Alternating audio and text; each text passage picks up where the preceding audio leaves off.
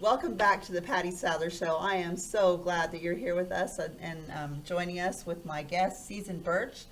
Um, I'm so excited about all of your projects. We just talked about your Richer Than Royalty book and the proceeds of that going to St. Jude and some of these other projects for children with like cancer, leukemia type things like that. Yeah. Also, I want to talk about your daughter a little bit more.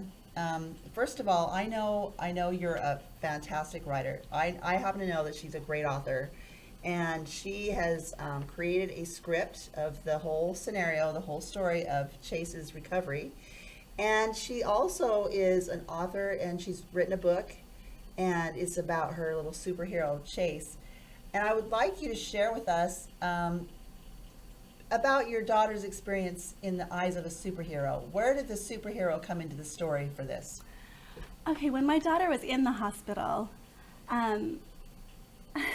during her surgery, I remember when it was really cold, and my mom said, I saw a jacket out in the shop out there. Why don't you go out? You need some distraction, because I've been pacing back and forth, very concerned about her. And I said, yeah, I probably do. And so I walked out there, and when I found some cute things for Chase, and as the person was at the counter, she turned around and she was filling up a balloon, and it was a Supergirl balloon.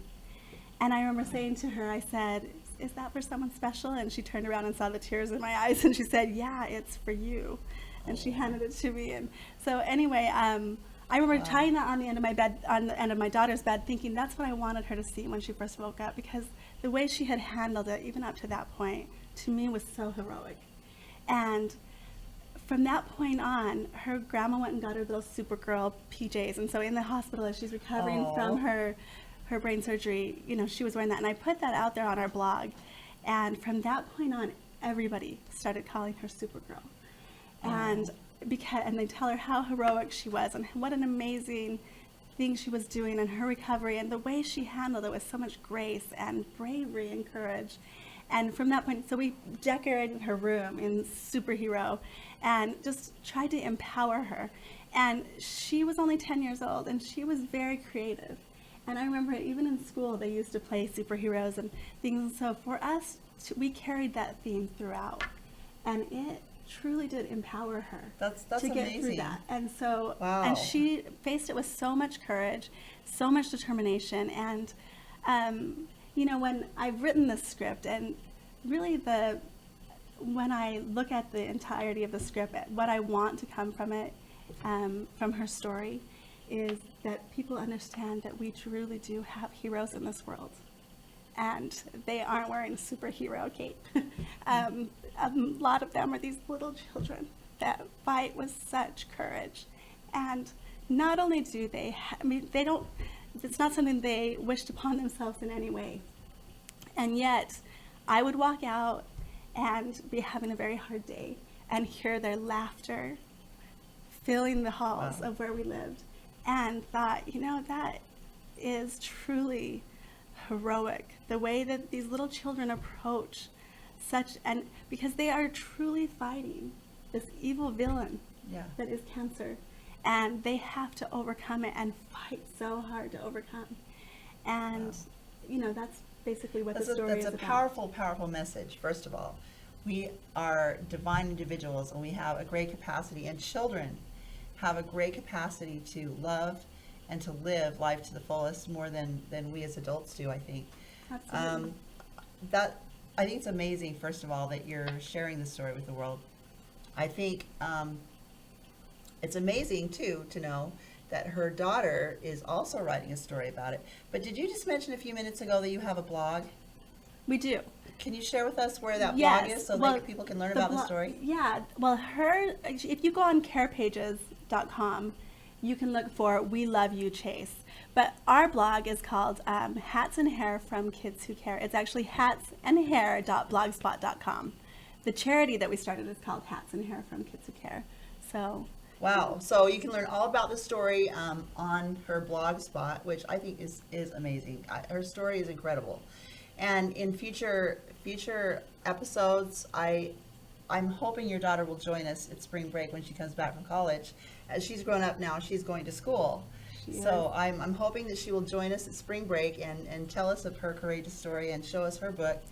And just join and share with us everything she's got. Now, you and your daughter started another fundraiser, and we did just recently. There's so many things that have touched our hearts so much, and of course, the Pediatric Brain Tumor Foundation is a huge one, and she actually received a wonderful scholarship through them, and has started her own. She's trying to raise funds and awareness for the Pediatric Brain Tumor Foundation. Wow. So anyway, so that's the fundraiser, the GoFundMe. And I think that you're going to put that on your site. Yes. And so, that'll be on the Patty Souther Show on Facebook. Yeah. So the GoFundMe account. I think you can just look up Hats and Hair from Kids Who Care on GoFundMe. But we will also post it.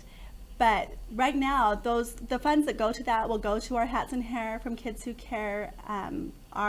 We have our own charity, our nonprofit. But right now, we're teaming up with the Pediatric Brain Tumor Foundation, and we're going to be giving those funds to them. So anything before February 14th. And she also, I guess she could tell you about it, but she also has her own that she's selling $5 jewelry. And maybe I can have you put that on your site as well. Absolutely. So absolutely. she's selling $5 jewelry, and 100% of the funds are going towards the Pediatric Brain Tumor Foundation until. What an amazing child. Until the Valentine's giving Day. And that's just inspiring to me.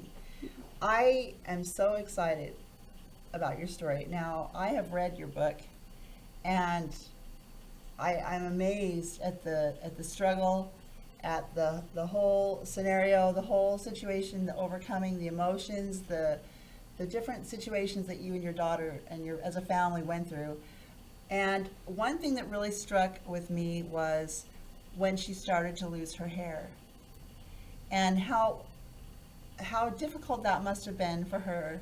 But in the book, you really showcase her as a little superhero, and she has a different way and a different approach of looking at things than most people.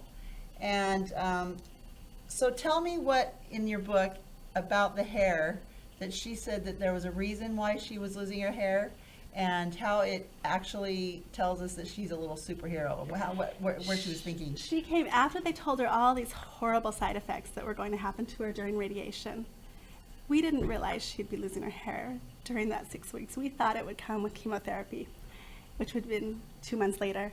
And so it really struck me that, we have to deal with that. We didn't realize we'd have to. And anyway, she went home and she went into her room and she started writing. And she came out and she told us that because she was completely into this fact that she was becoming a superhero. She was there to gain her superpowers and to get through this. That's how she was getting through it. And she knew exactly what was going on, but that helped to empower her to really visualize that that's what she was there for. And she came in the room and she told us that all of these horrible symptoms that he had told her could happen, that they were all just evidence that she's getting the superpowers. And so each week she went through each thing and told us that if this happens, then I'll know that I got this power. And so It's okay. When she woke up that morning and she looked in the mirror, she was losing her hair a little bit at a time. And we had cut it thinking that might make it easier, but it didn't because it was such a cute haircut. She woke up that morning and she looked in the mirror and she saw herself, and her hair had was gone overnight. And I remember she walked up to the mirror and she didn't realize I was awake. And she could see herself in the mirror, and she looked, and I saw her just do this big, deep sigh, and then she said, well, I guess this is the week I get my secret identity.